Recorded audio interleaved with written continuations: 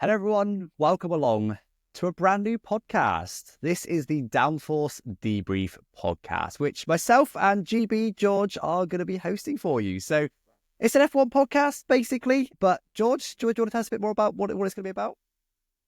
Yeah, sure. So the primary focus is obviously going to be Formula One, but we are going to squeeze a little bit of gaming in there with our backgrounds, of course, as an F1 game content creators. So there'll be a bit of a mix in there as well. And while we are the main hosts of this podcast series, we'll of course be inviting other people to come on as guests with us as well, maybe in spicy talking points and weeks where we can get other opinions involved. So very casual vibes, and obviously we welcome all of your feedback, but otherwise it's an open discussion, Formula One based, and with a bit of gaming in there as well. Yeah, and this will be on YouTube as well if you wanted the visuals and stuff, but the focus is going to be audio. Like if we're ever looking at something on the screen, we'll try and avoid that, but we'll do our best to describe it. Like this is supposed to be an audio first format. And yeah, we're going to do our best to not waffle. We're both wafflers. We're both streamers. So we'll do our best to be relatively concise while also bear in mind this is a conversation. We have had one or two tech issues when we were just getting going there. It's now 10 p.m. at night. We've been sat at our desk going, why isn't this working? So hopefully this first episode is going to go all right. But yeah, it's going to be casual vibes. Hopefully you guys are going to enjoy it. And it's really just going to be analysing F1, not just pure, here's my controversial opinion on this. Like there's enough of that, right? We're going to try and be a bit more analytical on that, back up our opinions with real thought out logic and maybe some research and everything else. And as George said, we're going to try and get guests on where we can that are going to be relevant to the I bits like and how bobs. you said maybe some research. We'll give you some uninformed opinions every now and again. Oh yeah, there'll be uninformed opinions everywhere. That's no doubt about that. It's us. Come on. But anyway, I mean, first of all, I think we need to get to know me and you, George. I think probably early on, most viewers will probably have heard of us, but there'll definitely be some new people in. I don't think, do people go back to the beginning of the podcast? Like, right, there's this 250. No, not episode 250. Episode 1. Let's start from do people do that? I don't know. But still, let's just introduce each other, talk a bit about ourselves, just briefly, just to get an idea of who we are. So, George, do you want to introduce yourself, I guess? Yeah, of course. So my primary focus is a Formula One content creator. It's actually not my main thing. I do work a main job on the side as well, which of course gives me various time issues. But my main role as a content creator, I am also an ambassador for Aston Martin Formula One esports as well. So getting involved with events and random bits that come up throughout the year. Time of recording, the esports events are going on as well. So yeah, some cool stuff, which some of you guys will have seen as well. And yeah, on the F1 side, actually don't know when I started watching Formula One, but when I did start, Michael Schumacher was still racing in the red. So very much a long time ago. I would say conscious memories of Formula One probably start from around the beginning of Hamilton's era at McLaren. But yeah, so my Formula One knowledge goes back quite a long way. And yeah, super passionate for Formula One. Always have been. Started creating Formula One content much later than obviously watching it. So my passion for Formula One very much kind of trickled into the content space. So yeah, that's a little bit about me. But what about you, Alex? Well, I want to dig into you first, GB. I've got some more questions. I'm sure the listeners and viewers have as well. So I'm surprised at that. I thought you got into F1 like in the late 10s. So you got into F1 in the sort of mid noughties, did you? Yeah, I did, but I'd been lying if I said that, I could list standout races and key details from back then. I think I was very casual. I think back then it was on either BBC or Channel 4, viewers in the UK. It used to be a public broadcast back then, and I would therefore tune into to those randomly. And it was kind of like, yeah, as I said, it's not... I wasn't like a die-hard fan back then. It was really when Lewis broke onto the scene. I don't really know what it was and why, but I just got really hooked to when Lewis first joined in 2007. Obviously missed out on the title in his first season. But yeah, after that I was hooked. And I used to live in the same town as Jenson Button I grew up in, which is kind of, again, just... You and Button, best mates. Episode 2, Jenson Button's going to be on, guys. Easy. There you go, yeah. So, yeah, that basically translates to me and Jenson Button, best mates, exactly. That's interesting. I mean, that's actually quite similar to how I got into F1. I didn't know that. There you go. So we learn new things about each other all the time. And obviously, yeah. So you're a content creator. Alongside, you do have another full-time job, right? In insurance. We won't talk about that. It's boring. My fiance's in insurance as well. It's hella boring. We're not getting into that. But so when did you first start streaming? Like, is that your first foray into content creation? Was streaming? Yeah. Actually, no. I will say something that not many people know. The first thing I posted, which no one can see now because I was so embarrassed I privatized the videos. I used to post mobile gaming, I guess, tutorials. But essentially, yeah, it was just me. It was almost like a Clash of Clans style game for anyone that's played that. And I made a bunch of videos on that. I actually did quite well. The first video I ever posted hit 100k views, which is obviously pretty cool. And I got a bit of a buzz from that. First video hit 100k views, and it was the most horrendous. Alex, I'll show you in private. I'm not showing the viewers this. It was the cringiest video of me just basically. If anyone's played FIFA, because that's a more popular game, where you open packs, it basically was like that, where I was just spending some jewels, opening things, and just commenting saying, "Oh, I got this guy," and I posted that, which was like 8 minutes long. So that was my first bit of content I ever posted. And that kind of like, because I then earned a little bit of money off of that video a little bit further down the line, I kind of realized, hang on, could this be possible to maybe like branch into this in the future? And obviously now I'm not doing those mobile games or those mobile game videos.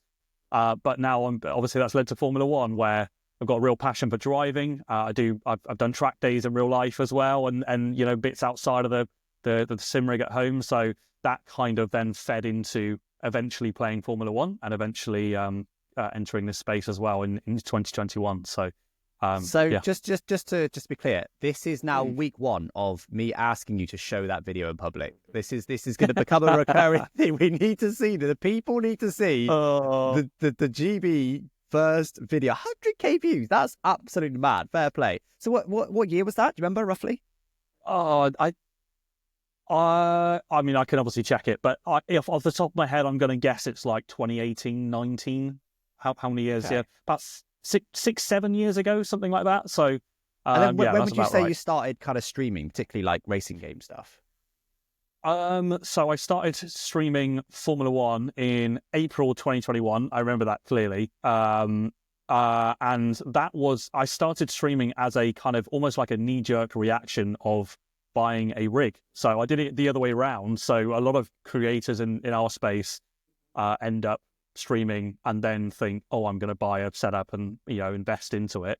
Whereas, as I said, I just love driving. I really vibe with that. My passion with Formula One. And when COVID hit, I really wanted something to do at home. Obviously, we were all stuck at home. So for me, I decided to purchase a rig and practice some driving. And then my friend was literally like, why don't you just try streaming it? Why don't you just go live with it if you enjoy racing and stuff? And I did. And thanks to that advice, I guess here I am today. Fair play. And then obviously that led to being signed by Aston Martin. So you're, what are you, esports ambassador? That's right. Ambassador of the esports team, yeah. Okay, cool. And you've been doing that for maybe a year? So yeah, officially it was announced with them July 24. Was it July 24? No, sorry, July 23 was when I was officially announced with them. So that's been really cool. I've done things like I went to the 2024 car launch. Obviously I won't be doing that this year, which we'll obviously touch on in a little bit. I went to Silverstone for the car launch last year. I have been to the factory several times for events. I went out to Monza, the Italian Grand Prix, with the team as well. That was really cool. So that was Paddock Club and an unbelievable amount of access and walking around with the drivers and stuff, which was amazing. I went to Saudi Arabia as well as behalf of Aramco. So yeah, really grateful to Aston Martin, and kind of, as we touched on, that journey in 2021 of creating content in my little bedroom at home has kind of led to working with a Formula One team and other opportunities with it. So yeah, it's been pretty special. Yeah, fair play. I mean, within pretty much 2 years of your first racing stream, you're signed by Aston Martin, and then that leads to being in the Paddock Club and stuff. Awesome. Yeah, I mean, I've been to Monza as well. Monza is a fantastic event. So good. I wasn't in the paddock. I was in a grandstand, but it was so good. So anyone listening, if you're a passionate F1 fan, and you want to go to an F1 race, honestly, I'd recommend Monza over Silverstone. I like personally. how you're just leaving out that small detail that you also at that Grand Prix met Lewis Hamilton, and just were doing some stuff with Lewis. Yes, I did. Well, it was yeah, fair play. I won a competition with Tommy Hilfiger, so they flew me out, and I got to go to a Tommy Hilfiger event and meet. I'm doing air quotes because I mean, yes, I got a picture with him and I was at the same event as him, but like people like Hamilton, they're just so big that like they're treated like cattle, like they're herded in amongst security. Everyone's crowded around screaming his name. It's just like it was probably the most surreal thing I've ever done, actually, like that, going to that event. It was just like, first of all, I was like, oh, Hamilton's like famous. Like there was hundreds of people there hours before he was due to arrive, just lining the fences, hoping to get like a glimpse or a photo with him or an autograph. Like, it was mad. And then even in the event, which was a bit more exclusive, it was still just like security everywhere and people just like clambering for him. It was just crazy. And then we had like supposedly special access to get a photo with him, but that I actually really felt bad for him for that. Like, okay, he earns a lot of money and he's living the dream, but it was like he was literally stood there. We were lined up one after one, just quickly photo, move on, photo, move on. And I just like what are you doing here? Like, this is weird, man. I genuinely felt bad for him because I was like, this isn't what you want to be doing. Come on, like, this is not good. And I don't know how I'd maybe pay to get access normally. I don't know, but it did feel odd, to be honest. Yeah, I mean, it makes you think. We're going slightly off topic, but it makes you think like, what would it be like to be in Lewis's shoes for a day? Like, we think of it as all this glamorous lifestyle, which okay, it is, but yeah, it's quite insane to think of all these crowds of people all over you whenever you're in public is pretty insane. You must love the opportunity to just like pop down a local Starbucks and maybe not get noticed in some random location or something, if that even is a thing. It honestly was so eye-opening for exactly that. And honestly, I had a lot more respect for Hamilton after that. Like, I've always got a decent amount of respect for him, but like, it kind of puts into context, certain things that people don't necessarily like about Hamilton. It kind of puts into context. If everywhere you go, people are clambering to get near you and begging for photos, and you're so in demand, and he could probably demand millions of pounds just to show up for a couple of hours. Like, of course, that's going to change your brain. Like, that's not a normal thing to experience. So don't expect anyone who's as big as someone like Hamilton to be a normal person. I actually think Hamilton, all things considered, is pretty well adjusted and pretty kind of down to earth, humble. Like, I know it doesn't come across as that, but I think considering if you did live a day in his shoes, I think you'd be like, oh, it all makes sense now. It's mad. So for the listeners' ears, what you're basically saying is, when you walk out your front door, don't jump all over Alex and don't crowd him. Give him a bit of space. Yeah. Oh, wait, we weren't talking about me almost the whole time. Sorry, I thought we were talking about me. Anyway, yeah. I mean, I guess let's talk a bit about me. So yeah, it's interesting. Yeah. I definitely got into F1 in the exact same way as you. Like, I vaguely remember Schumacher in red and stuff. And that was kind of my parents watching that, so they sort of got me into it, but like, I wasn't a fan at that point. Like, I'd watched most of the races, but like, beyond that, didn't look at any news, I guess I was just too young, so like, just wasn't that bothered. And then Hamilton came in, and maybe it's just the British effect, it just like grabbed me into F1, and suddenly by the end of 2007 I was a massive F1 fan, and I've been a massive F1 fan ever since, like massive into it. I check an F1 news website about 10 times a day these days, like, really? It's one of you have things like on your phone. You might open Instagram regularly or TikTok regularly. Or to me, it's checking F1 news is one of those things I do. So it's almost like subconscious. So like, massive fan now. Know a lot about it. Hopefully that'll come out in this podcast. Maybe people are like, this guy's an idiot. He knows nothing. But yeah, because we're similar ages, of course, aren't we? I'm 33. You're 32. Yeah, correct. So got that right. So obviously for us, how do you remember how young you were when you started watching? Well, we would have been 2007, so 15, I guess. Okay, but yeah, so Schumacher days there, that's like what, 11, 12 years old kind of age. So yeah, it's definitely going back a bit. When you put it like that, it's like we feel like we're veterans of watching F1 all of our lives, but then I can't really remember much from when I was 11, 12 years old. So. Yeah, but it is interesting, isn't it? Because then you get obviously older people that have watched it all their lives, and it's like they talk about people like Senna firsthand and Damon Hill and whoever else, and it's like we know about those people because we're into F1 and, you know, we're not, we don't only know 2007 onwards, nothing before. Yeah. That'd be crazy. But like, it's like we haven't experienced that firsthand. So I guess it is a bit of a weird one saying we've been into it our whole life, but everyone's experience is, well, it's just based on how long you've been into it, isn't it? But yeah, anyway, other than that, I am a full-time content creator, so I don't have a real job. This is my real job, supposedly. But yeah, I've done that effectively full-time since 2021. No, 2020, sorry, middle of 2020. But, you know, it was my full-time gig. It was the thing I wanted to do. It was the thing I concentrated on the most, but it wasn't earning full-time money when I first did that. I was fortunate that my previous job was able to scale down as this one scaled up. And then, yeah, kind of been full-time ever since then. So, you know, just been concentrating on mainly YouTube videos and streaming and, you know, just, well, hence starting a podcast. I've got my fingers in a lot of pies. I like to keep myself busy. I don't like to just play games or to just do this, just do that. I always do lots of things. So, yeah. I find that really interesting because obviously where we've got the different responsibilities, me with my day job, balancing time is a much kind of different obstacle, if you want to call it that. So what does kind of like an Alex Gillon day, a normal day look like? Do you like plan out your day? Do you structure it? You've obviously, as you said, you've got fingers in lots of different pies. So how do you manage that? Yeah, you throw me under the bus straight away. I don't have early starts. I'm not going to lie to you, but although I don't think you do either, GB, to be fair. So I don't do early starts. I do tend to get up at like 11ish. I've got this really bad habit of spending like 2-3 hours on my phone in the morning, just in bed on my phone for like 2-3 hours. I don't know why. It's just what I do. I find that's my chill time. I mean, look, we're recording this at 10:15 at night. Like, I don't often finish before 8. I don't get that long. By the time I've had dinner, my fiance goes to bed at 10 p.m. ish. So like, I don't get that much evening time. I consider that my like chill time. So yeah, go for a run and then normally have lunch and then start kind of straight after lunch. And in terms of structure, like it is a bit structured. Like I do try and make notes, and I've started quite recently making like a today note. So I'll be like, this is what I want to achieve today.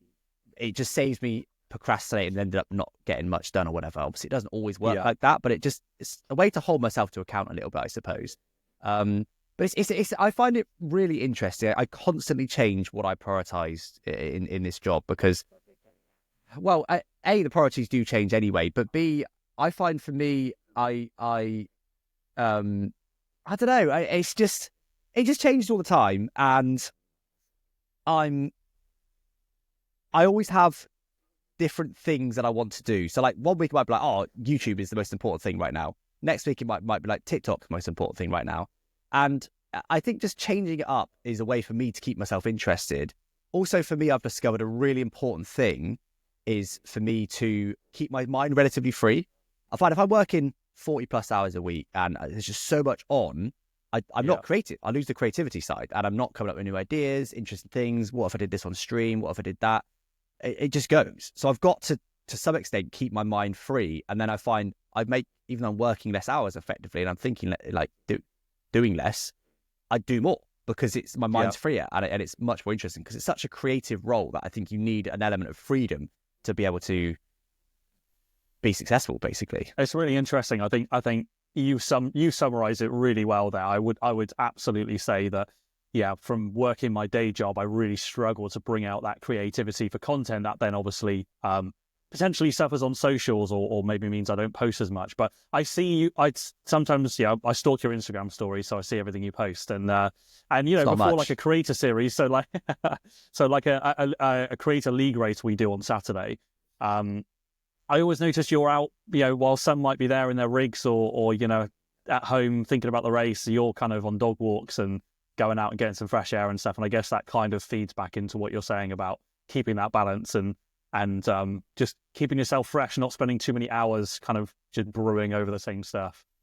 Yeah, and it's not, I'm not like, right, I will go for a walk today to free my mind. It's just keeping some spare capacity in my mind. If I've got a really busy week, fine, I've got a busy week. But if that's every week, I will just not be creative and there'll be no interesting new things happening.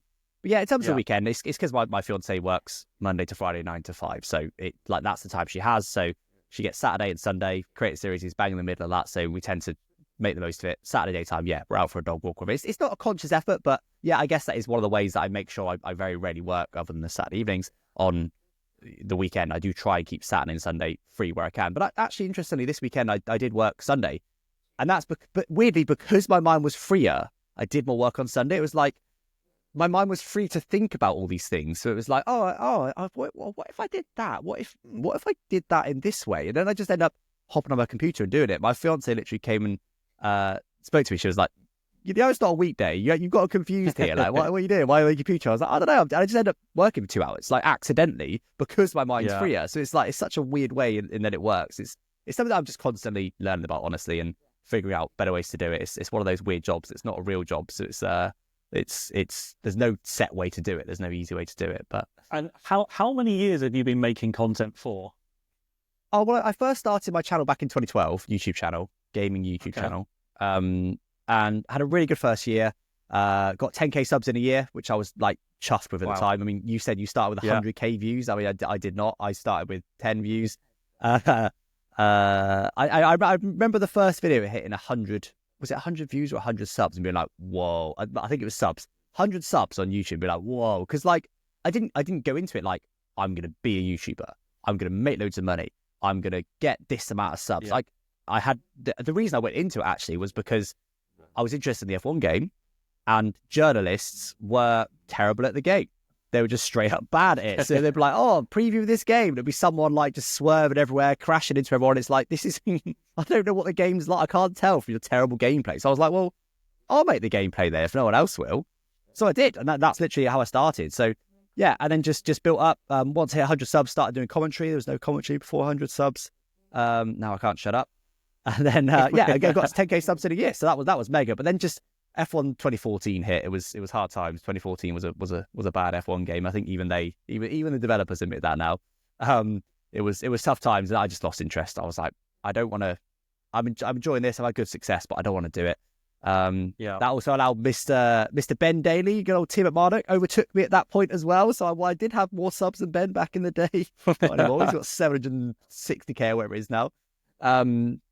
But yeah, so like just started there, and then kind of really off and on next, what would it be, like 7 years, just occasionally making a video, occasionally not. I probably averaged 4 videos a year for the next 7 years, just occasionally make one, but like it was just a very casual hobby, and went off and did web development work and stuff, and and ended up kind of looping back to it. But by the time I looped back to it full time in 2020, I was on 19,000 subscribers, so 10k in a year, 9k in 7 years. Shows how much I slowed down. And then so was that similar to myself? Was that COVID effect kind of pulling you away from your work back into content? Yeah, I think so. Yeah, because I was lucky in that my old job, my old web development job, was kind of winding down. So my hours I went self-employed there. My hours were reducing, not literally on a weekly basis, but like, almost like every few months I'd do a few less hours. So that was kind of ramping down. So it was like, oh, well, what we're going to do? It was COVID. Okay, I'll start streaming, or I'll start making videos again. It was just like, why not? And that's when I started really getting back into the F1 game, because F1 2020 was quite widely regarded as a very good F1 game. So got massively back into that from there, and then just I guess the rest is history, I suppose. Interesting. Anyway, right, let's move on, shall we? We're going to talk about F1 in a second, but just before we do that, let's just have some quick fire questions. So we've waffled enough. I'm going to ask for just one word answer. One word. Should we both just do one word answers? We've got to ban ourselves from waffling, because we've already been going for 20 minutes just waffling about ourselves. So one word and one word only, and then we're going to move on to F1. Okay, so let's start. Favorite color? Blue. Red. What did you have for dinner? Soup. Tomato soup. Dinner. Okay. I actually don't know what it's supposed to be one word. It was like rice and chicken with some spices and some pepper. I don't know what it was. It was really yummy though. That sounds like a gym diet, mate. Are you working with something? No, I'm not. It was just, I don't know what it was. It was delicious though. It was really yummy. Big one. Best movie of all time. Oh, Shawshank Redemption. Oh, straight in. I should have prepared an answer to this, shouldn't I? I wrote the question. I don't know. Oh, a single movie. I don't know. I'm going to go Rogue. Social Network. I've never seen that. Social Network? It's the origins of Facebook story. I really like it. I was going to say Wolf of Wall Street, but that's a bit too alpha. Yeah, it is a great film, but it's a bit too obvious. I like a lot of film. Like, but The Martian's a fantastic film. I don't know. It's supposed to be one answer. Right. Current favourite game? F1 24. All right. The check's in the post, mate. Very good. I'll answer on behalf of GB. It's Destiny 2, it turns out. Mine, I don't know. I play a lot of mobile games. Actually, if I'm being honest, the game I play the most right now, other than the one for my job, Solitaire on my phone. You are terrible at these one-word answers, I got to say. Sorry. It's not me. I'm trying not to as well. Right. But since you got something, I will say Halo, best all-time series. COD, get in the bin. Halo, best of all time.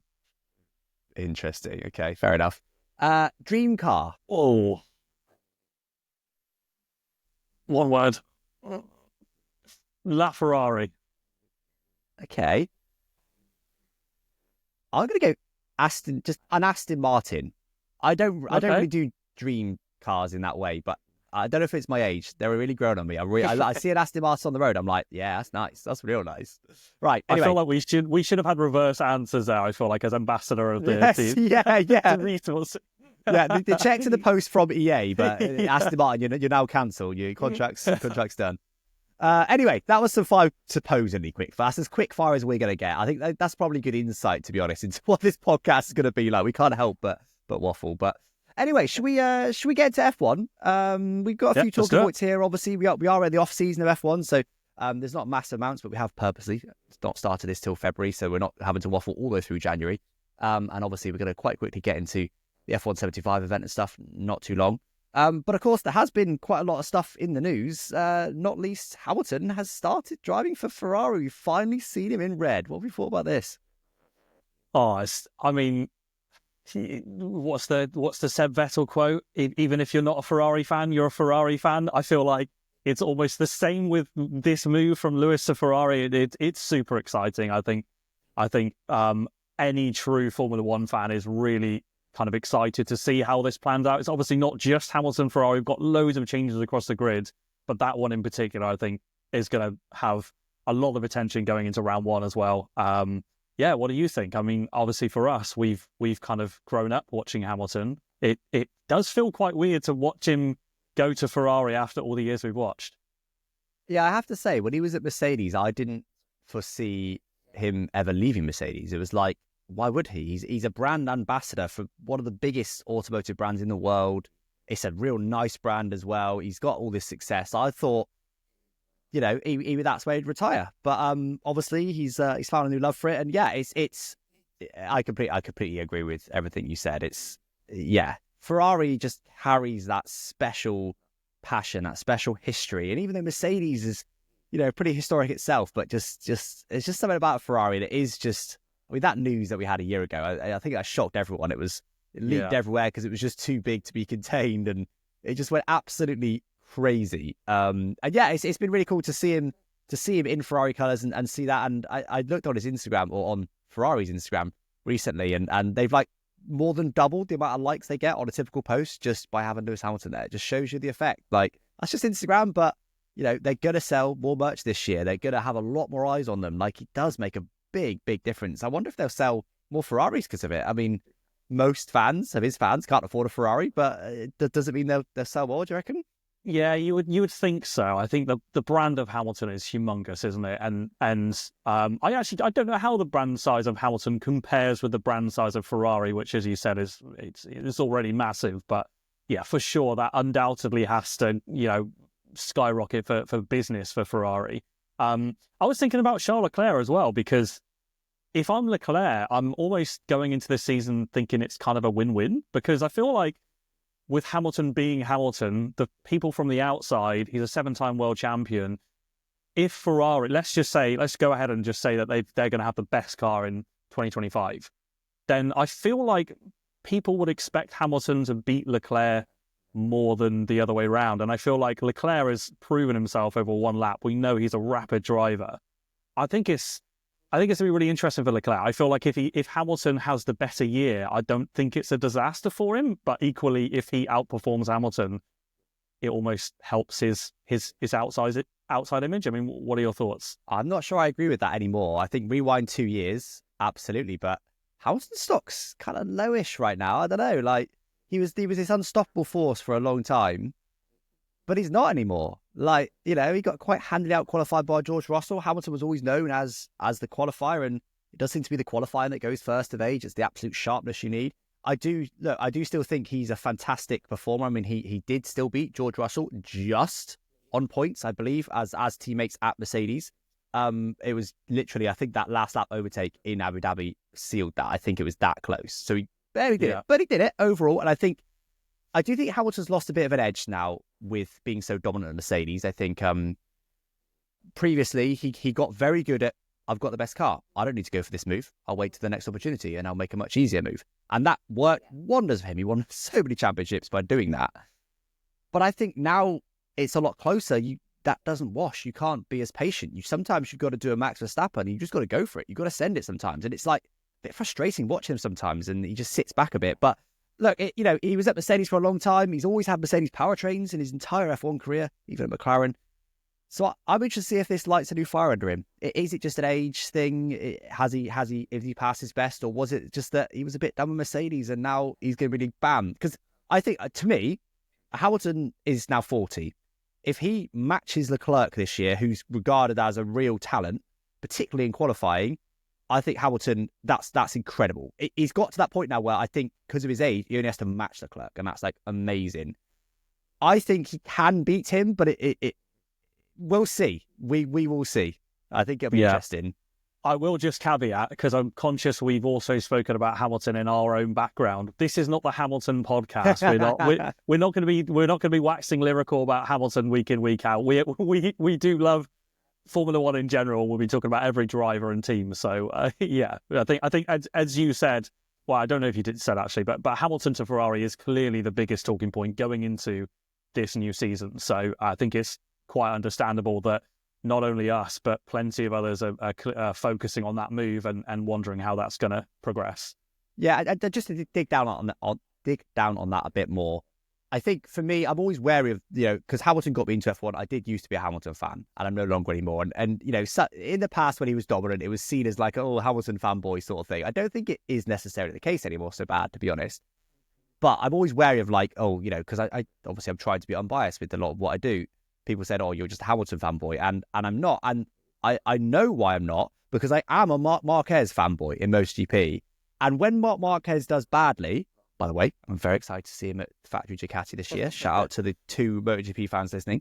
When he does badly, I'm fuming. I'm absolutely raging. If he DNFs on lap 2 of a race, I'm raging. I'm like, there's no point watching this race anymore. Oh, Mark, you're so frustrated. I get annoyed. And it's like, oh, no, that's what being a fan is like. Is you're really emotionally invested in whether that person does well or not. I don't get like that with Hamilton. I'm like, I do still wish him well, because I do think he is one of the greatest drivers of all time, and I think it would be cool to see him get the outright title record and things like that. I'd love to see him win a title at Ferrari to cap off his season. I do wish him well, but I'm not a fan of that. And I've got that acid test there and Marc Marquez to kind of prove it. But yeah, so just round out Hamilton. Obviously, yeah, we've seen him in red for the first time. I think it's important for us to mention that actually, first of all, he looked cold as hell when he turned out. Did you see these pictures of that like over jacket he had with his arms inside it, not through the sleeves and stuff, outside Enzo's old house in front of an F40? You haven't seen this photo? No, sorry. Yeah. It's the that's the Godfather vibes, isn't it? The one that was that was insane. The aura in that picture. Yeah. And I can't remember how many millions of likes it had within like 24 hours, but that understandably went everywhere outside of F1. Like, I got a lot of attention. The aura of that was just madness. The first time Ferrari looked like that. And look, he's into fashion. Not everyone is. Sometimes, not everyone agrees with his style, but that was cold as hell. He looked absolutely sick. But it's important to note, he has already crashed a Ferrari F1 car, hasn't he? He did some testing at Barcelona in a 2022 car, I believe. After doing a few installation laps at Fiorano in Italy, and bidded it. There was some talk that potentially there was a bit of a bump in the track and things like this. And, obviously it's the off season, potentially cold out there and all these other things. But, he's fine. Apparently the car had some suspension damage and some wing damage. They weren't able to fix it though for the clerks were in the afternoon. But interestingly, Hamilton has always crashed a car for a new team before he's raced for them. He did it for McLaren, he did it for Mercedes, and now he's done it for Ferrari. So those partnerships didn't go too badly. So we shouldn't. I was going to talk about this. Is that I got caught into that Twitter conspiracy trap. And yes, I'm still calling it Twitter. X still sounds weird to say. So people were saying that because he's crashed the car and what's happened previously, it means he's going to go on to win the title. So I find those correlations and parallels always pretty hilarious. Not great. Obviously, it's not what he would have wanted. But he was driving. Did he crash driving was it the current car, or was it the? I know he also did plenty of laps in the 24 last year's car as well, didn't he? Or did he crash? Yeah, yeah, that's right. So this week he's been. In fact, this is the next talking point. So this week, was it last week? There was a Pirelli tyre test where they were using 2024 cars, so the most recent cars we've seen up to this point. But they were modified to be 2026 mule cars because it was a Pirelli tyre test for the 2026 rule changes coming in, and Pirelli were testing some tyres for that. So that was the most recent car he's driven, but obviously it was heavily modified. Interestingly, it had basically Monza wings on it, which I think is quite telling. Bear in mind, Barcelona would normally be one of your higher downforce tracks, but they chose like Monza level wings on it, which I think is an indication of how much downforce we're going to be losing in 2026. They have said, I think initially they were supposed to lose loads of downforce, but I think it's only going to be about 20% or so now. It's not a crazy amount now with adjustable wings and stuff. It sounds like they've done quite a good job on the regulations. But that was this week. He didn't crash that one. It was the testing of previous cars car that he crashed. Which I think it has to be 3 years old. Is that right? So it probably was a 2022 car that he crashed. But the 24 mule car he managed to keep out of the wall. So that was nice for everyone involved. Did you see much of this Pirelli tyre test? I didn't know, but I'm really excited for. You touched on it then as they were doing the 2026 mule cars. I'm really excited for almost this time next year because the change that we have got coming in. You mentioned the less downforce, but there's just a massive overhaul which I'm sure we'll get into as the months progress. But it looks really exciting. I would say I'm kind of a bit on the fence with it because they're trying to implement changes that will kind of bring the grid closer together and allow drivers to continue to race close together. But I feel like we've kind of, since that announcement came out, we've almost found the secret formula in the last, year or so? Last season, we just had some amazing races, drivers able to follow closely behind. We've been watching it since we were kids. For me, I don't think I can ever remember a time where cars were able to follow as closely as they can, where dirty air just wasn't affecting as much as it does now. And I feel like we're in such a sweet spot now in terms of the races we have, how close the teams are together as well in performance, and then, the drivers able to stay close to each other. I remember in the Hamilton days, in the dominant Mercedes days, where yes, the car was dominant in many years. But then I remember, do you remember when he would fall behind another driver and have to try and follow? And even in that dominant Mercedes, he would struggle to stay within DRS because the dirty air was ridiculous. So anyway, the point is that we're now, I feel like we're in a really good point for racing and entertainment on track. And I do worry with the new regulations coming in that we might fall back into that kind of 2022 Red Bull stage where, let's be honest, the races, there was no competition for P1, was there? Red Bull were clear and that was kind of it in the races. So yeah, let's see, fingers crossed. But I will be sad to see the backs of these cars if we get another season this season like we had last year. Yeah, so what I was going to say is it's not a coincidence that the last year of a regulation is always a banger. I think it on the face of it, it seems like, the FIA just changed the rules just as it was getting good. But I think normally that's caused by that, right? This year, this is slightly different this time because they weren't allowed to work on their 2026 cars until the beginning of 2025 to stop the big teams just, a dominant Red Bull maybe just working for 2 years on the new car and having a massive advantage again. So the idea is to try and stop that, which I'm a big fan of. But to be fair, last year, I mean, it was a banger of a year, to be fair. And that was, they weren't developing their 2026 cars yet. I do think 25 is going to be potentially even better of a year because, again, you've got this thing where, like, now the big teams are going to be like, we have to concentrate on 2026. The small teams are doing it as well, but it just means that there's the big teams aren't edging away, just finding those tiny details that they're able to find all the time and just find the extra tenth or two that they need. So I do think this year is going to be absolutely amazing. There probably will be a team that gets a March next year, but I don't know. For me, that's partly what F1's about. I think look back at the greatest cars that you can think of, and we covered previously that we only really closely watched F1 from 2007 onwards. But for me, the greatest cars are either the most dominant or the most innovative. I'm thinking the six-wheeled, was it Tyrrell? Six-wheeled Tyrrell. Okay. I'm thinking the MP4 was that the one that won like 15 of the 16 races that year? Not quite perfect. I always, the McLaren with the kind of scooped side pods, I always remember that one. I remember the F-duct.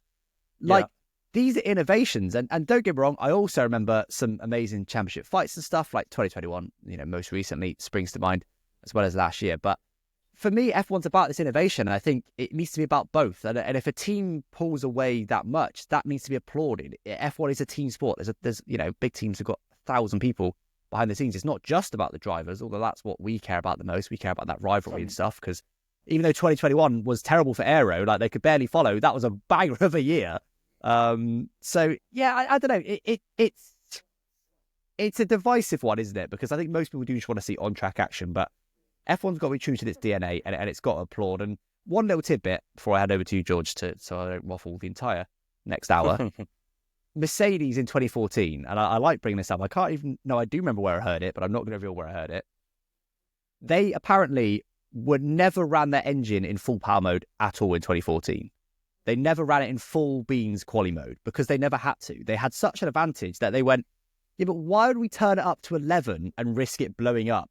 When if we turn up to 9, we're going to get pole easily. Like, why do that? So we actually never saw the fastest that the 2014 Mercedes car could do. They never turned up. And also partly, I'm sure, for a bit of politics. If they're, take it to extremes, if they're 2 seconds a lap faster, the FIA are going to pretty quickly be like, we need to do something about this. But if they're 8 tenths, maybe they'll be like, oh, it's not ideal, but they'll catch up sort of thing. So that was a bit extreme, but yeah. Yeah, it's a very good point. And to be fair, I completely get that narrative of we need to applaud the work behind the scenes and not just the driving on track, but everything that goes into it once the new regs are announced. And it makes a lot of sense. And to be honest, I guess in that sense, if we're using 2014, because we know that was just the Mercedes in their own race and then, 9 other teams doing their own thing.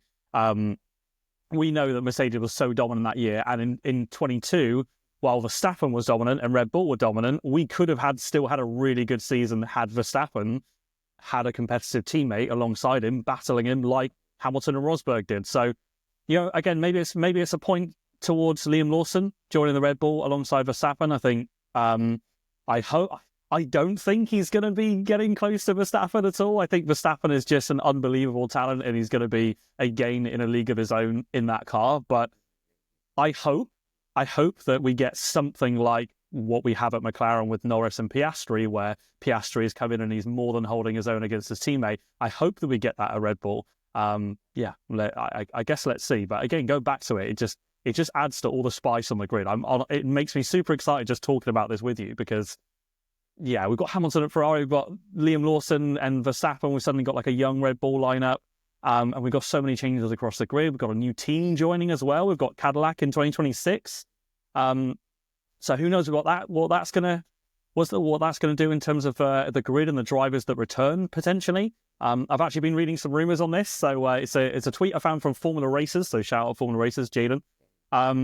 But it says that Valtteri Bottas is potentially rumored to make a return, as well as Sergio Perez. Both of those drivers are rumored to potentially return on the grid with Cadillac in 26. Obviously, these are just rumors. We don't know what's going on at the moment. Zhou Guanyu has obviously just been announced as a reserve driver for Ferrari. Now, Cadillac using Ferrari engines. could be that Zhou returns to the grid as some sort of deal with that. So really interesting. Yeah, and super exciting. And to be honest, what are your thoughts on adding another team to the grid? Because it's 2 more cars on the grid. I personally don't see that as an issue. I see it as more action, more cars. Hell yeah! But are you on board with that, or are you thinking there's any drawbacks? Yes, absolutely. From our point of view, more teams cannot be a bad thing. I still like the days when we had Cater and Marussia and HRT in F1 because they were miles off. But that's the point. F1's about innovation. Like, can they find that 3 seconds a lap they need? Like, it was. I enjoyed that time, and it was like everyone likes an underdog story. Like, when they get a point, you're like, yeah, sort of thing. It's amazing. I have to say though, I would rather have 3-car teams than more teams. I think because, as you said earlier, if you have a dominant team, not ideal. If you have a dominant team mate in a dominant team, boring. 2022 Max Verstappen vibes, boring. But if you've got 3 drivers per car, you're much less likely to have a Perez Verstappen type situation where it just becomes really boring because there's just one more driver in an equal machine. That would be my personal solution to, I guess, fill up the grid more. Not that it needs expanding massively, but no, I mean, I'm absolutely not against, and that's probably never going to happen. I'm absolutely not against an 11th team. I do think it's exciting that they're finally involved. They had to obviously do a lot of deals and stuff with It was originally that wanted to do the team and then kind of pulled out. I can't remember what it's called now. We're not American enough for that. It'll come to us in a minute. But yeah, I do think Bottas and Perez would be a decent signing. They're both decent drivers. They're midfield-ish, but they're decent drivers. And really what Cadillac will need will be experience. They need experience. They need someone who's not going to crash the car every week. They need someone who's going to say, oh, what if you did this? What if you did this? Oh, Red Bull, I did this. At Mercedes, I did this. I think they'd be fantastic signings for them. I don't necessarily think they need an American driver, but it would be commercially advantageous. Those words. And not Zhou. I think Zhou's now going to be a reserve. That's it. I've just been typing away while you've been talking there, just to double check, because I can't quite believe we forgot that it was Andretti, of course. Yes, of course. That didn't make it to the grid. And Andretti basically just went away, and now he's come back involved with Cadillac. So basically, what they've done there is not. I'm right thinking he's not actually. It's not his team that Cadillac is sponsoring, is it? It is Cadillac's team. I think he is somewhat linked in some weird way, but it's a very casual link. I think he came in and rubbed F1 the wrong way and basically became poisonous to the project, so had to step down. I think is essentially what happened, because obviously he got rejected and he was like, yeah, but I'm making a team anyway. Everyone was I mean, as far as I'm aware, they just come back with a new name. It's Andretti is still fully involved. I believe his role is a director. He's almost fronting this project, and they've just gone back and said, oh, sorry, no worries, we'll change it from Andretti to Cadillac. No, I think it's more than that. Paste. I think it's more than that. I think he is now. I think he is involved in some way, but it's not a rebrand. I think it is very much a Cadillac team. I think he basically had to step down as being a bit too poisonous to the deal to get them in F1. That may change, obviously. Now they've got the deal, he might come back a bit more. He is involved to some extent. My understanding was that he wasn't that involved, but I don't know. Who knows? We'll see. That'll be. Is it 2026 they're coming in? Correct. Yeah. So new cars, new regs, and new team, 11th team. And of course, we've got Audi, who've got to take over Sauber from 2026 as well. So the field's going to look quite. I do just want to ask you. You made a point of having three cars within a team on the grid. I really like that idea, but would that mean you got to drop teams? Would you then have to go down to say 7 teams? Yeah, it's one of these things. It's a controversial talking point. For me, I think we'd all rather see 3 Mercedes, 3 Red Bulls, 3 McLarens, etc., and fight at the front. That would be so good. And 1 less Haas, or not Williams. They've got too much history. Maybe 1 less Haas. Maybe 1 less Sauber. These guys have got Haas less so. Sauber's got decent history still, but they do add something to F1. I'm not saying I want to get rid of them necessarily, but if I could have the free choice, I probably would choose to have an extra driver in the top teams and drop one of the lower, less historic, less likely to make the way to the front teams. Because let's be honest, are Haas ever going to be fighting for a championship? You never know. Well, you never know. But Brawn did it, but really Honda did it. And then Brawn bought Honda for £2.50. By the way, have you seen the Brawn documentary? It's so good.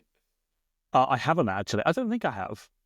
Absolutely watch it. I think it's on Amazon Prime. Absolutely watch it. It's Okay. so good. I've got a lot of respect for Braun. I've got a lot of respect for Braun. A lot of respect for Toto Wolff. And yeah, like it's just such. It tells the story in such a frank, honest way. It's so good. Highly recommended. Do watch the Braun documentary. But yeah, I'd rather never get into the front. I'm not saying there shouldn't be an F1. I like that they're an F1. I like having different teams. And I'm not saying we have one team or two teams or three teams that have got 5 cars each. That would be insane. But like, if I had to pick, I would rather three teams, 3 drivers per team, and one less. One or two less. I'm kind of giggling in my head in the background, laughing at the thought of a triple stack. It's a triple stack in the pits. Oh my God! Yeah. Wow. There's a safety car, and then 3 Red Bulls come in at once, and the pit crew having to do 2-second stops per car. That'd be great. Sick. I love a double stop, the double stack. By the way, they're so when they nail it. Oh, it's absolute art. Like when the car rolls in right as the other one's rolling out, and they just bam, they're both 3-second stops. It's one of the greatest things in F1. That for me, I love it so much. One random tidbit of information I wanted to talk about this week before we move on to the F1 75 event coming quite soon. Is I saw a talking point recently. Some presumably relatively casual fan of F1 talked about the camera housing color. So this is the sort of T-bar that you see above the airbox, above the driver's head. And basically, it sounded like they'd gone to a track, gone to a race, and had noted down like each driver and whether they had a yellow or a black T-bar, camera housing, whatever you call it. And they were basically said like, I can't figure out what the logic. Well, where's the pattern? Like, it's not in driver number order, it's not in like championship finishing position order. Like, they just couldn't work it out, and they were just trying to bring too much logic to it, because at the end of the day, the teams just decide who gets what. Historically, it does tend to be the black T-bar, the camera housing is the first driver, and the yellow one is the second driver. That does tend to be the trend, but that's not necessarily the trend. Hamilton and Norris, I believe, use yellow housings because their brand is yellow. So they go, give me a yellow one, please. So it's. I don't think anyone's suggesting that Hamilton or Norris is the second driver in their teams. So maybe Hamilton recently, but not Norris. Yeah, I don't know. I just thought a tidbit of information that maybe not everyone knows. Did you know about this? No, I had no idea. That's definitely a new thing learned today. Hopefully, well, I don't know. Let us know, listeners, if you knew that fact. That's quite an obscure piece of Gillon knowledge there. Yeah, there you go. And that's the point of this podcast, right? It's mainly opinion based, as podcasts are, but hopefully we bring enough knowledge that it's interesting to listen to, and it's not just another couple of guys' opinion on F1. So hopefully we can bring a bit more to it. So anyway, absolutely. One final F1 talking point before we get to our off-topic talking point, which is something we're potentially going to do regularly. If there's an off-topic subject that we want to talk about that's interesting, we'll talk about it. It'll always be at the end, because a lot of you won't care. You might care about this one this week, though, if you've liked this episode. But yeah, before we do that, we've got the F1 75 event coming very, very soon. Now, this is obviously brand new to F1, as I don't know if it's just a thing they want to do or if it's to celebrate the 75th anniversary of the F1 championship starting, which was in 1950. I'm sure you can do the maths yourself. But it's on Tuesday the 18th, so in about 10 days after we're recording this. And basically, it sounds like it's going to be at the O2, and it's going to be essentially a big livery reveal event, which I'm a fan of this. I don't know. I was surprised to see this was somewhat controversial. I think people just don't like change. I like this. I think it's something different. I think being there would be cool if you're an F1 fan. Imagine being there when all 20 drivers are there. Like, most people can't afford to go to races and stuff. It's in London. It will be broadcast. Let's be real, most of the team launches are really boring corporate affairs these days. Gone are the days of the really flashy, like, there's some sort of McLaren launch from way back in the day that springs to mind, where they had, like, I don't know, they just went a bit crazy. There was just all sorts going on. But that doesn't happen anymore. They're boring now. So why not put one in one big event? Let's have them coming out one after the other. What do you think of this idea, George? I mean, I get that, and I'm really excited for the event as well. I think it's really cool that we're going to see it in a different environment and see how it plays out. Yeah, I agree that people tend to not like change, and that's why you get a lot of unhappiness with it. But I'd also say that I look back to previous car launches, and particularly going into 26 for the new regs, if we are a year ahead, I almost really want to have those individual, announced time slots for the launch, and we get there's that buzz beforehand. And okay, if you've got a hash that just say, oh, hey guys, here's a tweet, here's a picture, there you go, that's our car. Then okay, that's a bit of an anticlimax, a bit boring. But like Ferrari We have when they thrown announced Haas theirs. under the bus today. It's absolutely brutal. Yeah, that's true. We're not anti-Haas, or maybe we are. I'm not quite sure yet. Well, you But, are. You're Aston Martin, so so yeah, I'm going to miss that format. I think for sure. I miss, setting my diary, or even, selfishly from a creator perspective, even just setting a stream and getting everyone hyped for a particular team's car and focusing on all the details of the livery. And I feel like it's kind of going to be all mashed into one, and it will be an exciting event, but we might miss a few of those details that obviously we would have gotten on the individual car launches. But that being said, there are definitely some teams that just waffle on like we're doing now, and don't really say much, and they just kind of say, here's our car, la-di-da, and now we're just going to talk about just some random stuff for the next 45 minutes and don't really do anything. So, it's kind of, let's see how it goes. I'm interested to see it.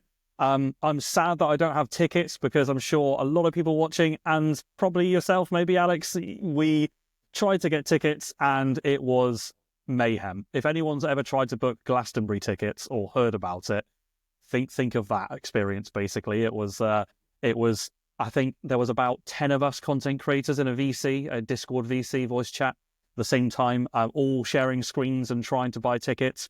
No one apart from Hayden Gullis got tickets. Everyone failed. So I'm surprised Aston Martin haven't sorted you out, actually. No, nothing doing there? No, I mean, look, I haven't really spoken to them about that, to be honest. Like I said, I went to the car launch last year, so I can't say for certain, but I would have thought it's harder for teams to bring along personnel this year, given the limited availability of tickets. And I don't know what the venue size is like, but as I said, it's limited availability is, it's going to be an enclosed space. So, yeah, I don't know. Maybe they just don't like me anymore. To be fair, I kind of support that. Like, imagine if it ended up just being an event where it just had like 50, well, maybe 1,000 Aston Martin fans, 1,000 Ferrari fans, whatever. And it just ended up being like just that group really cheering for their own car. Like, you want real fans.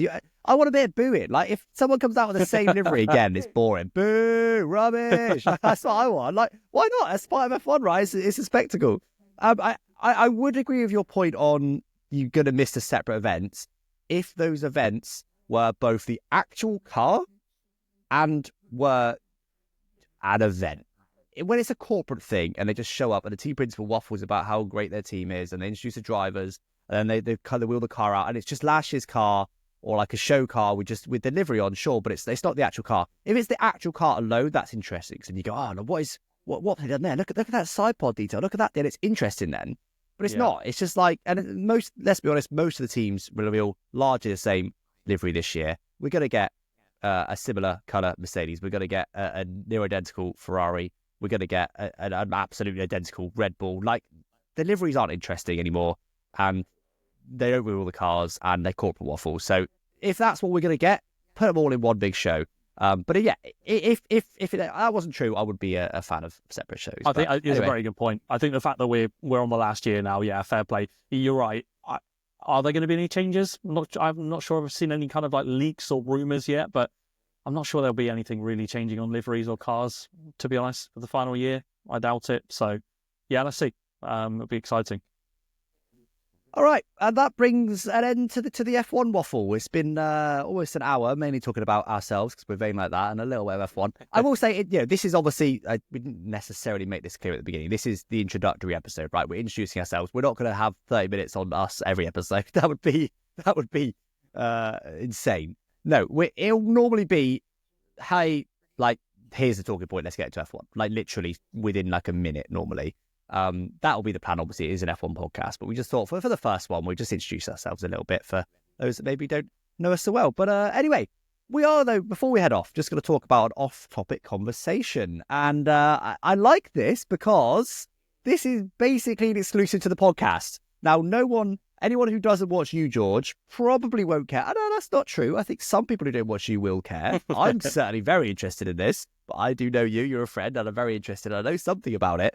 But the off-topic conversation today is, do I say it or do you say it?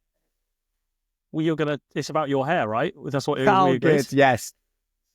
George here, Mr. GB, has had a hair transplant. He went to Turkey and had an actual hair transplant. He got his gappy bits filled in. Now I could probably do this. To be fair, I'm not one to speak here, but this is huge. He didn't tell anyone. Didn't really tell anyone at all.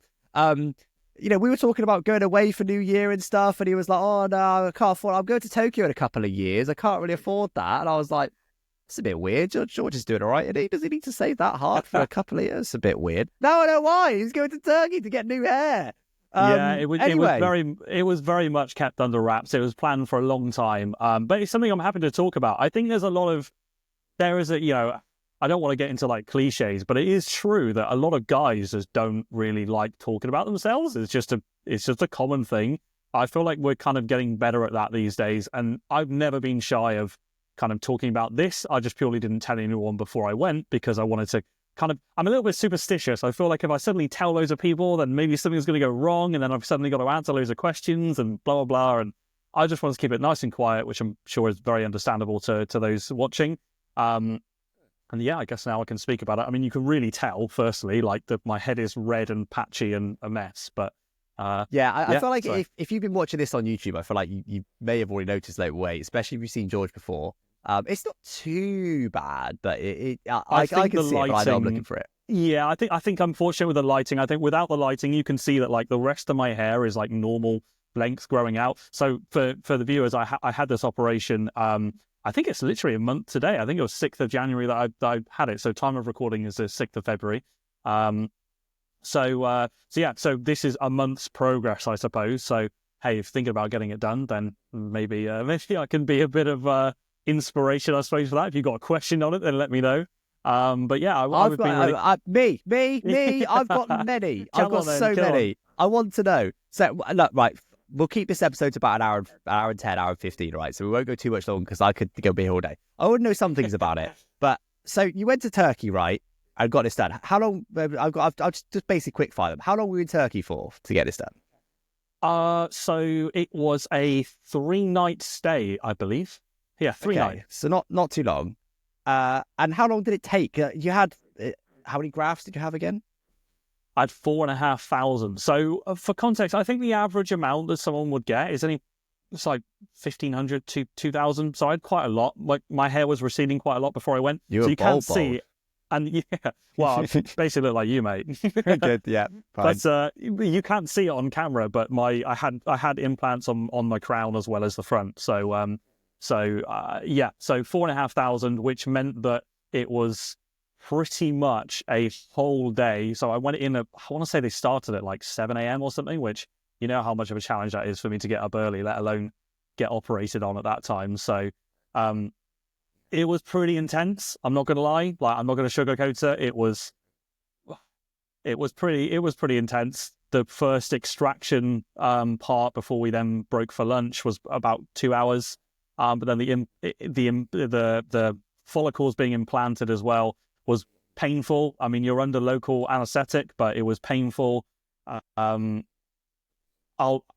please don't let this put you off if you're watching this, but I'm just going to say how it is. I was lying there on my side, and where I had almost like a bandage over my eyes, there was a mirror facing me, and the bandage slipped kind of like towards the end of what we were doing. And the whole time, because obviously you're under local anesthetic, but you're not asleep, like you're conscious. So I could just feel like liquid on my arm and on parts of my body while they were just doing their thing. So I was naturally like, I knew that they were like injecting adrenaline and or things. No, they weren't injecting adrenaline into my scalp, but you know what I mean. Like they were injecting lots of different things and lots of stuff was going on. I then realized once the bandage slipped that I was being sprayed the whole time with my own blood, and there was blood everywhere, and it was just visually it was a mess. And you guys, I'm sure if you just Google what people are like after hair transplants, what it looks like, it's pretty intense. But would I do it all again, knowing that it was effectively 1 week of pain and not much sleep and discomfort versus effectively what is hopefully going to be a lifetime of healthy hair, because this is not supposed to fall out. Fingers crossed. Absolutely, I would. No regrets at all. So again, I don't want to put off anyone that's listening to this and thinking of getting it done. I appreciate that's a minority of people, but if you're interested, definitely check it out. And surprisingly, not massively expensive. I think back in the days of, the famous ones are like Wayne Rooney getting a hair transplant, and you hear about these guys that are spending tens of thousands on these operations. It's not tens of thousands. I did go to Turkey, obviously, so that's why you go to Turkey, because of the cost. But yeah, very very professional. Just like a few thousand. Yeah, so all together with flights and like even food and things, I want to say the whole trip was about 2,500 to 3,000, and this is something that I saved and planned for a while. Yeah, a lot of people are surprised by that. I've told friends and family, and a lot of people are surprised by that. So that's about half what I thought it'd be. I thought, including all the stuff you mentioned, I can imagine maybe the actual operation being like 2.5, 3 or something, and then like by the time you've paid all the other stuff, so that's actually cheaper than I thought, to be fair. Yeah, so. And look, conscious we don't want to. This is becoming the hair transplant podcast, but no, I'm here for it. I'm absolutely here for it. It's you have to be careful. Like, don't just go out there and take the lowest price. I did a lot of research before I booked it. I was looking around. In fact, and this is going to sound even more wacky, where I found this place was from a guy who had it done on Instagram. That was what got me looking at this facility, which sounds insane when I say it like that. But the best way I can explain it is that I just got messaging with this guy who had it done, and I didn't know him at all. I had just come across this like reel or meme, and like the most liked comment underneath it was basically like, it was a joke. I don't know if you've seen the meme about the guy coming back through security in the UK, and the woman checks his passport, and she's like, "This looks nothing like you, mate. Where'd you say you're coming back from?" And the guy's got a full head of hair, a fake tan, veneers, and he's like, "Turkey." And that's basically the meme the whole way through. And that video was posted, and the most liked comment on there was a guy basically laughing, saying, "Hey, I had it done though, in all seriousness, I wouldn't knock it, blah, blah." I just got messaging with him. I was like, you know what? I want to see photos from him, as weird as that sounds. I want to hear his insight in it, from it, sorry. And yeah, I want to find out more, because I was already interested. And before I knew it, he gave me the doctor, he gave me the contact number, he gave me the website, he gave me everything. So I did my research, did my stuff, and I went to the same doctor and clinic as him. So yeah, very random, very strange, but yeah. You were in there from 7 a.m. and what time did you get out? About 6 p.m, I think. Okay, so it's a long day. The extraction was about 2 to 3 hours. That was the quick part. The implanting part, again, I had 4,500 grafts, so someone watching or someone looking to get it might only need 1,500, 2,000.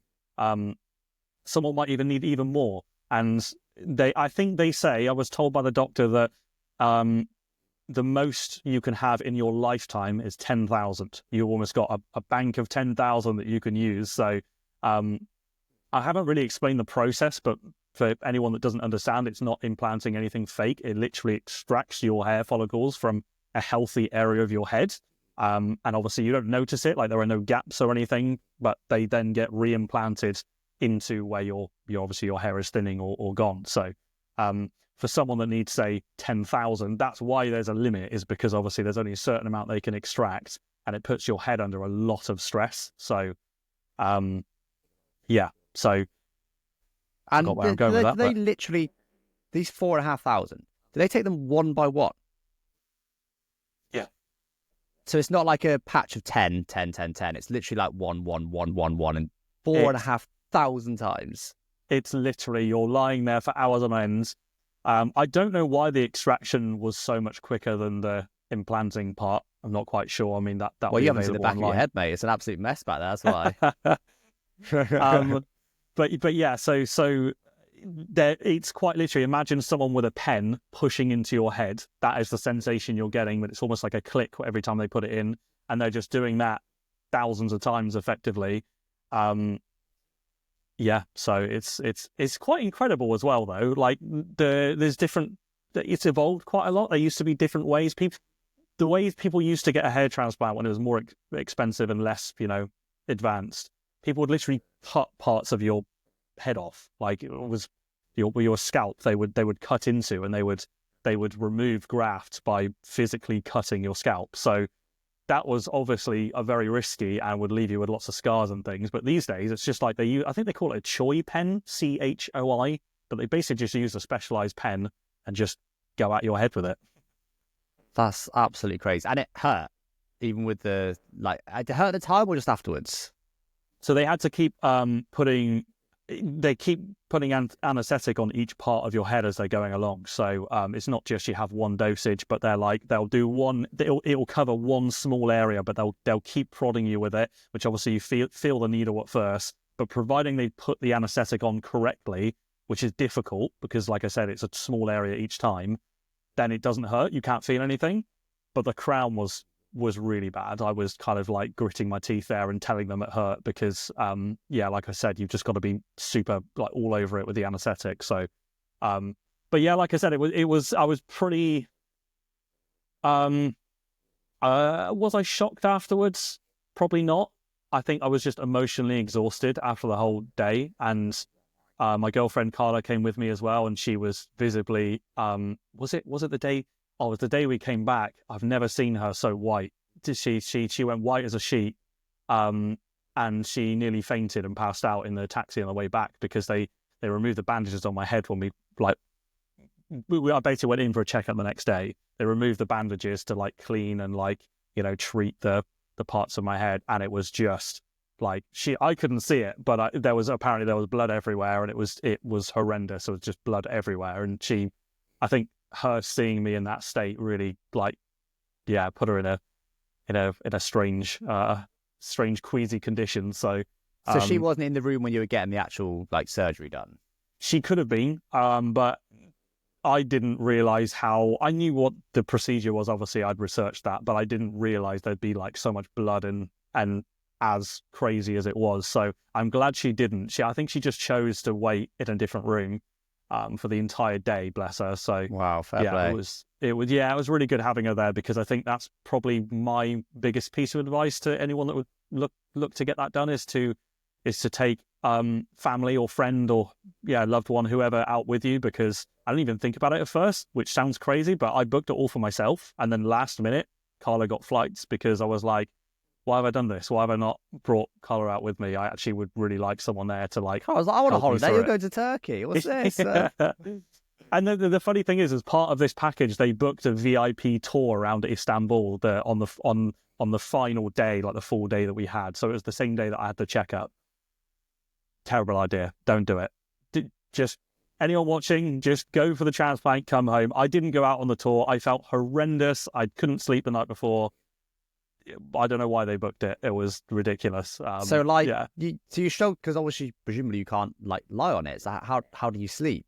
Is it just severe pain when you're sleeping? Is it your bad headaches? How does it work? Yeah. So they give you, it's almost like, think of it like a travel pillow, kind of inflatable travel pillow. And I would put it round my neck, and I would put it as low as I could and just try and basically rest the very back of my head, and no higher onto that headrest. And I basically had to just sit upright, or as upright as I could, and sleep like that, which was just not possible. I could only drift off for like an hour maximum once I was truly exhausted, and 5 a.m. or something. That's when I could get like an hour of sleep. So I was not in a great state coming back to the UK. But like I said, short-term pain, long-term gain. So no regrets. And then I just want to finally touch on, before we round out, the reasons for getting it, because it's interesting to me, because obviously I've got a cheeky little bit of receding going on, but for me personally, I don't really have an interest in doing it, but I'm not, and I don't mean you are, but I'm not like a vain person. I don't really care what I look like. I'm not I don't care about fashion. I just don't really care. A little bit of self-respect, of course, but I just don't really care. I never have really cared that much about looks personally. So I have short hair because of the receding hairline. I think without that, it just looks almost like, you can't really avoid the always comb over type look. I don't really want to be looking like I'm trying to cover up the receding, because I don't really care. So, all right, let's just go short. And I don't mind my short hair look. So I personally wouldn't even really consider getting it done. And I'm really interested. I was surprised when you told me that you were getting it done. I was I didn't necessarily see you as the type of person that would get it done. So what led up to the decision to get it done? Is this something you've always wanted to do, having seen maybe your dad or someone's hairline, or is it something that's more recent? Like, what was the logic behind getting done in the first place? Exactly that. So I have a couple of brothers, but different dads. And on my dad's side, you pretty much nailed it there. My dad's side has got quite significant receding hair. So I can see it in my grandpa and my dad's. So it was no surprise to me when my hair started falling out when I basically just started university all those years ago. So my hair started falling out at 19, 20 maybe. And back then I had quite long hair. Almost think of it like Justin Bieber, old school, like flicked hair across, just not quite as long as that. But I used to style my hair a lot and do a lot with it. And I completely agree. Like there is a bit of self-care element to it, of course. Like, of course I'm conscious of how I look. If I cared that much about it, I wouldn't be talking about it right now and I'd be hiding it away. I completely own it, and I would make jokes about my hair before and fine.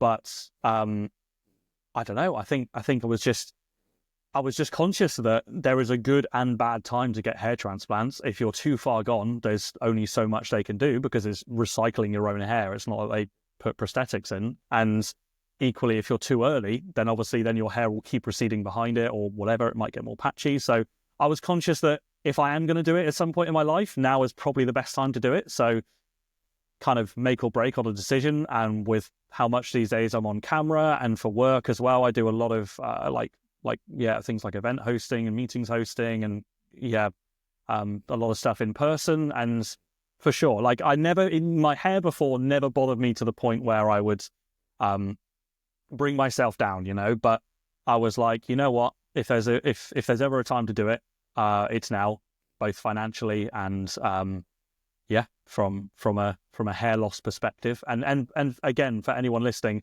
don't think that you need to be in your 30s to get it done or not get it done. It purely depends on your hair pattern. So you might have lost your hair very quickly. Younger could be a great time to do it, or you might be losing your hair later, and 30s could be maybe wait a bit longer. So yeah, just want to make that clear that don't just copy what I'm saying by the book.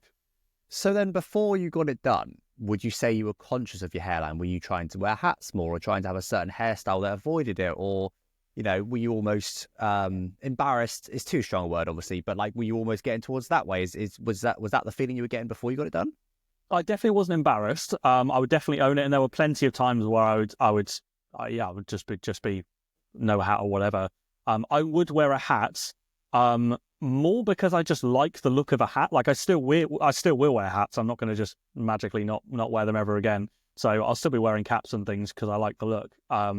But for sure, there were moments and probably events where I wore a cap because it was, I didn't want the focus necessarily to be on my hairline. If I was I think about Aston. If I was doing an event where I knew they had a photographer there and I knew they were doing stuff for socials, I just naturally I wouldn't necessarily feel fully comfortable with just, if I'm sat in a rig and it's like, depending on the camera angle, it really stands out.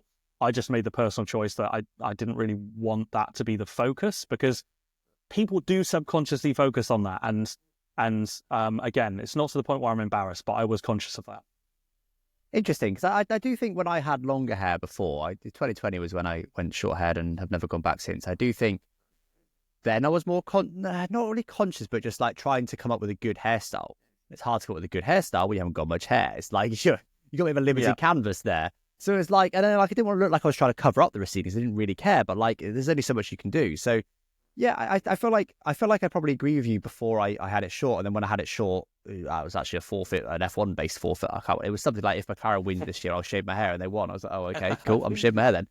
And obviously at first it looks bad because you got the tan lines and stuff, but after a while I was like, actually, I think it suits me having the same length beard and stuff. I think it suits me. So like, since I've done that, I've not really cared at all about it. And it's funny because it's one of those things that, everyone's got the thing they're self-conscious about. Like for me, it's no longer hair. For me, it's probably teeth is the thing I'll be self-conscious about the most. Okay. But like everyone's got the thing they're self-conscious about in one way or the other. But like, obviously that's all internal, right? Like, the fact that my hairline is probably as bad as yours was, but it's not things me anymore. Like it doesn't cross my mind. Yeah, my teeth might be more. So it's just really interesting how personal it is to you and how realistically other people don't really mostly tend to notice. Like, there's always the lazy insults, I think probably particularly from young people saying, like, oh, baldy. But like, in reality, at least to someone like me, maybe that would have been a bit more offensive to you before you got your hair transplant, possibly. But for me, like, it's like saying, you got eyebrows, you got eyes. It's like, okay, Yeah. like it has the exact same impact on me as someone saying someone, you got eyebrows, to saying you're bald. Like, I'm like, okay, like you've pointed out something about me. Like, I choose to have my hair this length. Like, I don't choose my hairline, but so what? You don't choose anything about your appearance, really. And so you know, like, it's important to stress that that's not the reason. You know, that's not the reason. I'm the first to make jokes about my own hair, and as I say again, I wouldn't be on camera, I wouldn't be streaming, I wouldn't be doing this stuff on camera right now if I was that conscious about it or embarrassed about it. You know, like I own it. That's fine. And please do keep making jokes, and please, I don't want anything to change. Basically, hence why I never told anyone about it in the first place. I wanted to keep everything just natural and normal. But yeah, and also that doesn't mean that in a year's time I'm going to be rocking up with some luscious dreadlocks as well. I'll be experimenting. Let's see what I end up with. But yeah, you touched on it there. Like, I reached that point where I couldn't really do anything with my hair, and that's when I really started to notice. And that's when I was a bit like, okay, that kind of sucks. Like, that's when I became a bit more conscious of it. Again, it's not embarrassed. It's not to the point where I wouldn't show my hair or my head. But I think because I had that background where, you know, when I was like 10 years old, I used to have the most ridiculous hair in school where, like, I would spike only my fringe, and I would make them into big individual spikes. So I had like 6 spikes on the front of my head made of like loads of hairs with like loads of Brill cream. It was disgusting. Like, I used to do these random things with my hair when I was younger, and I kind of just got to the point where I was like, you know what, I'm definitely not doing that one again. But I will. Yeah, it'd be nice to choose. You know, ironically, maybe I decide to shave my head and go bald in a year's time. But sod it, I've made the decision. I've made the choice. So it's nice to be able to make your own choice about your hair. Okay, well, there you go. There's our first off-topic conversation. Hopefully some of you found it interesting. I suspect we may have a male-dominated audience. I think there would have been a few people that applied to in the audience. And I don't know. I you know, when I first found out, I was asking loads of questions, you know, privately. I was really interested, and, you know, I probably could still come up with more questions if I tried. But I feel like we've got a relatively well-rounded view. I just want to highlight as well, like, to potential listeners, I think we tried to be descriptive, and there's been nothing unique on camera other than just us. But just to be clear, like, so GB hasn't had a hat on this whole time. He's just had his head. It's not that obvious. Like, the bits either side of the sort of central bit, which is, I guess, original, is a little bit redder and a little bit thinner. And he's now tilting his head down, and you can now more clearly see where the new bits are. But, like, it's not like right now, at least. I mean, it's been a month, I guess. It's quite a while, but you wouldn't necessarily. I think if you watch the stream, it wouldn't necessarily stand out to you that it's a recent hair transplant. And obviously, it's still in its early days, right? In a few months, it should be, hopefully, or, you know, completely undetectable unless you really know what you're looking for. So, funnily enough, mate, your wedding date is around the kind of time which I'm supposed to have a kind of a bit of a healthier growing look. So definitely didn't plan it for that at all. You know, just hopefully. You know, you're not supposed to show the groom on the wedding day, though, right? You can't show these luscious locks while I've got no hair. It's not on. Well, anyway, guys, that has been the first podcast of Downforce Debrief. Hopefully you guys enjoyed this. Yeah, obviously, probably a longer episode than intended, this first one, but, you know, there was a lot of other stuff. Imagine cutting out all that waffle and it's really just the F1 stuff. That would obviously be really short. I think the aim is probably to have episodes somewhere in the region of about an hour. Don't tend to go too much longer than an hour unless there's lots to talk about. And, you know, non-F1 weeks where there's a slow news week, maybe it'll only be half an hour or whatever. But the intention is to do this, you know, broadly weekly. Obviously, we're just getting started out. Like, you know, I've done a little bit of podcast stuff in the past with my fiance, but that was a very casual thing. So we're just getting started out. We're just figuring stuff out. We would appreciate a follow if you have enjoyed this waffle. We are intending to keep this up, but obviously we need to be able to see that people are actually enjoying it to keep it up. Because if we just talk to ourselves, we may as well not bother making the podcast. We may as well just have a private chat. On the flip side as well, I haven't done any podcasting. So if you've got any comments as well you'd like to add to perhaps how we could change the format or how we present ourselves or whatever, then please let us know. It'd be great to have your feedback. And yeah, as Alex said, this is a bit of a one-off kind of introductory to us for those that maybe didn't know everything about what we've said about us. Moving forward, we'll obviously be more on topic for Formula One, for Downforce, and for the gaming side as well. Yeah, and also the intention is to sort of share the hosting duties, right? This is a 50-50 podcast. This isn't the Alex Gillon podcast featuring GB or vice versa. So The intention, I've done a bit more planning this time, so I kind of had in my head the idea of the episode. Next time, I would like GB to host, so we're going to try and share it. It's meant to be 50-50, so hopefully you guys have enjoyed it in one way or the other. Annoyingly, I don't believe you can comment on episodes on most listening platforms, but YouTube is probably the best place. If you have got a burning question for us or a comment to make, do come over to our YouTube, even if you listen to this in the car or while you're running or something. Maybe another time, just hop on YouTube and leave a comment there. That's probably the best place. Obviously, just search for Downforce Debrief on there. It's probably the easiest place, because otherwise, all the other platforms we may not see it, but we will see those comments on YouTube. So yes, anyway, guys, thank you for listening. We do appreciate you, and we will catch you next time.